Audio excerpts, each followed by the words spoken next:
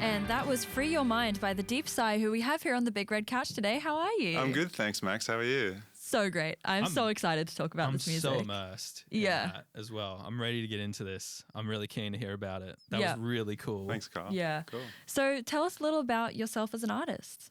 I played all the instruments on the record, but guitar's my main gig. And myself as an artist. Yeah, I really like music where all the pieces fit together like a jigsaw puzzle.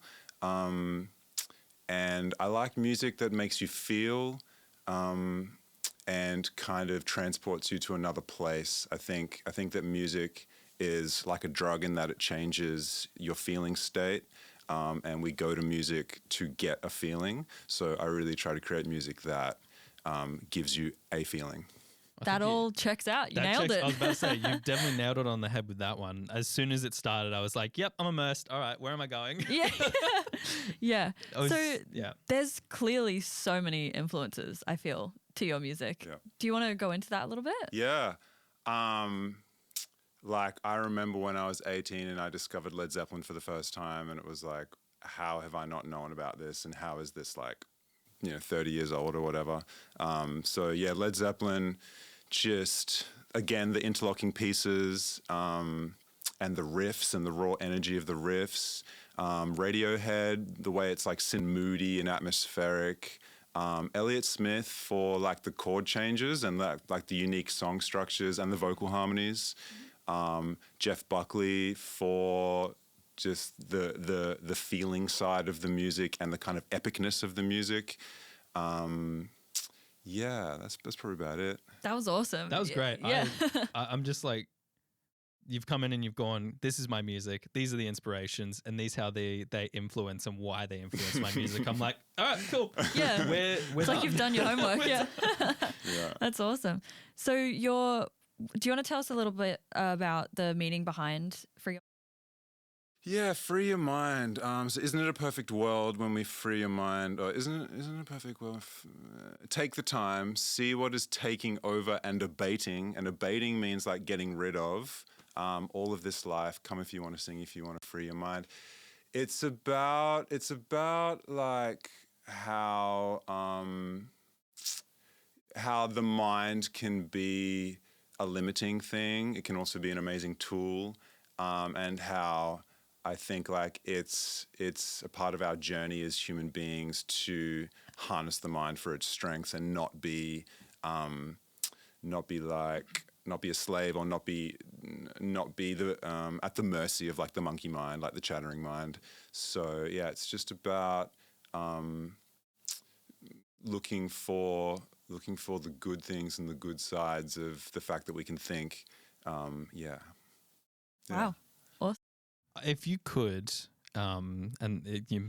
as concise as you can, if you could put the story of that album into a story, what are you trying to communicate there? With the whole album into a story, it's really like an exploration of the human experience.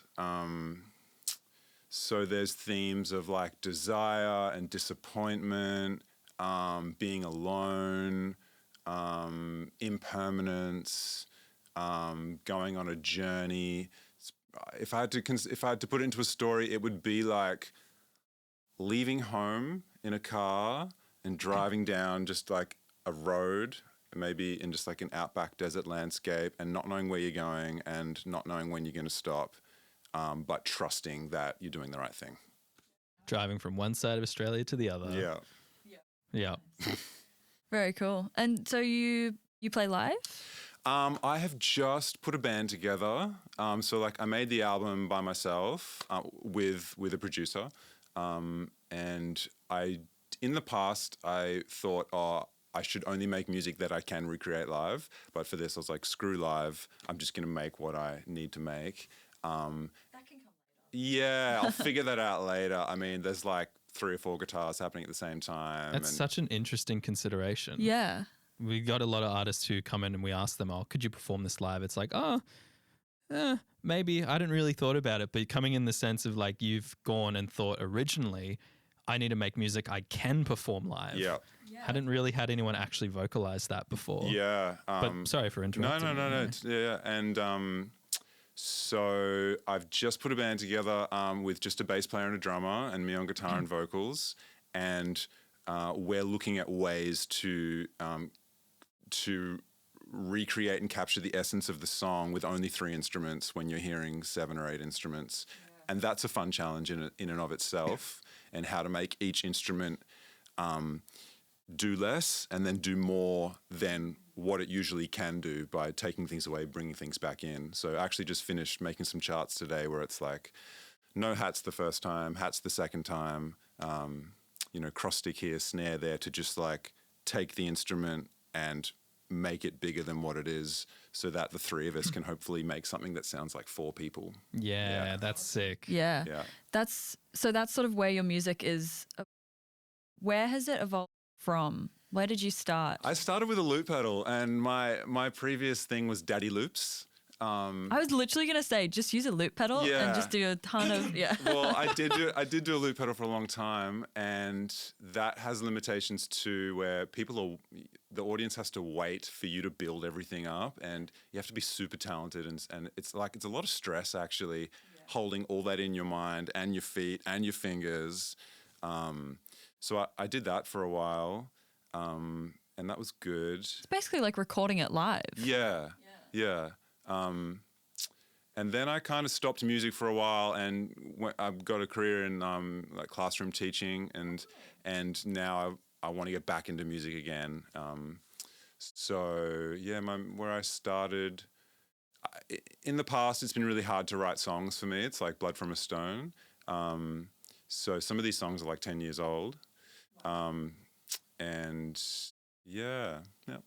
must be nice then to have it all there after a long period of time and a lot of development in these different areas of, as you mentioned, the mental battle of going, no, I just need to put the song out there. I don't care if I can't perform it live. I need to finish it. And then maybe that was the little bit of the kick you needed for some of those songs. But it must be nice and encouraging to see what you can do. It is really nice to have it all finally wrapped up. It feels like so the name of the album is No Longer, Not Yet. So it's like no longer non-existent, but not yet what I imagine it is or will be. So it's like an in-between. And going back to the story, like the whole album is like an in-between. It's like supposed to be like a liminal space, like sunset, no longer day, but not yet night.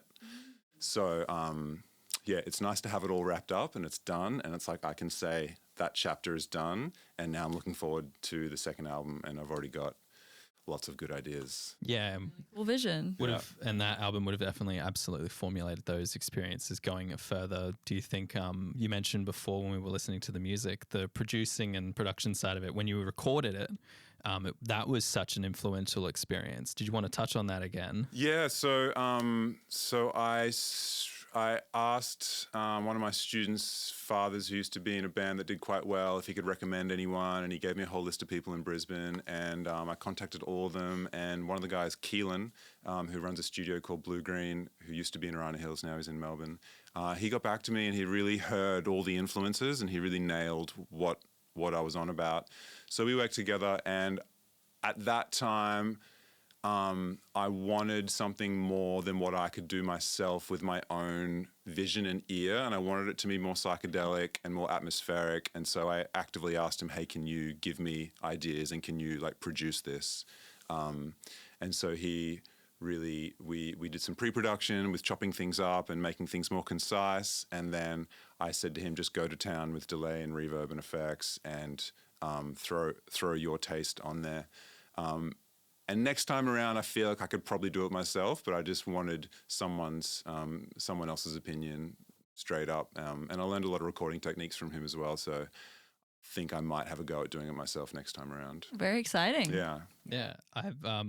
I do like to hear that step back to go, hey, person, look at what I've just spent all this time doing and make it better. Yeah. That must be like an actual big Was that a big step for you to step up to do, or did you have the confidence in the conversation and the back and forth that already made it easier to go, hey, can produce this? Yeah, like I listened to, he's got a whole body of work that he's done in the past, and I listened to that, and just the fact that he really heard the influences. Like, I didn't even tell him what the influences were, and he went, that's Beach Boys, that's Radiohead, that's Elliott Smith, and I went, cool, you really get it.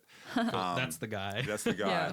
And we had tension, you know, like with vision, but yeah, no, I just trusted him. And like, I'd spent so long on the songwriting and the demos. Like, some of the songs had 7 demos of just like, this doesn't work, that doesn't work. So I was really clear on the demos and the composition of the song. So I felt like that was solid, and anything that he would add would just be sugar and spice on top. Yeah, so I had no problem trusting that to him. Yeah. Nice. Yeah. Well, I think that's about all you have time for. Where can we find you? Yeah, I'm on the socials. So The Deep Sigh, Instagram, Spotify, Facebook, and yeah, I post regularly, and just got the band together. So we'll be putting out some live stuff soon. Look out for that. Yeah, super exciting. That's sick. Cool. Now, also real quick, what have we got to expect from you coming up soon? Besides the band. Yeah. Yes, besides the band. Well, I'm going to be working on second album. I've got 4 songs already written. So where are we in? We're in April now. Yes. Oh my goodness. Yeah, so I'm going to aim to have that done in about a year's time. So I'll just be trying to get some gigs with the band and play this album, and then, yeah, put out album number 2. Awesome. Well, Fantastic. we'd love to have you back to talk about that when that comes out. Awesome. Yeah, so we will play you out with Like a Desert Wind. Thanks so much for coming in. Thanks, Max. Thanks, Carl.